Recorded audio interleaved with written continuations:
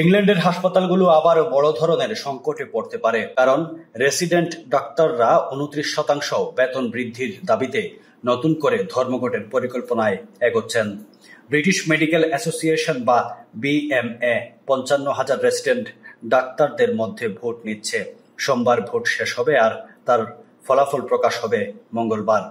যদিও অধিকাংশ ডাক্তার ধর্মঘটে যাওয়ার পক্ষে ভোট দেন, তাহলে আগামী 6 মাস ধরে একের পর এক ধর্মঘটে পড়বে এনএইচএস। বন্ধ হতে পারে হাজার হাজার চিকিৎসা ও অপারেশন। এর আগে 2023 থেকে 2024 সাল পর্যন্ত 44 দিনের ধর্মঘটে এনএইচএস এর ব্যাপক ব্যাঘাত ঘটে।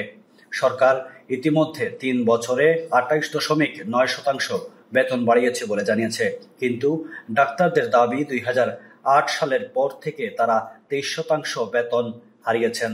তাই এখন সম্পূর্ণ পুনর্বহাল দরকার। স্বাস্থ্য সচিব ওয়েস স্ট্রিটিং ডাক্তারদের অনুরোধ করেছেন, Running a restaurant? Your food deserves the spotlight. Currywalla Media. Let's make your food famous. ধর্মঘটে না গিয়ে আলোচনার টেবিলে ফিরে আসুন, কারণ এই ধর্মঘট হলে এনএইচএস এর 18 সপ্তাহের টার্গেট, রোগীদের চিকিৎসা, অপেক্ষা সবই অনিশ্চয়তায় পড়বে।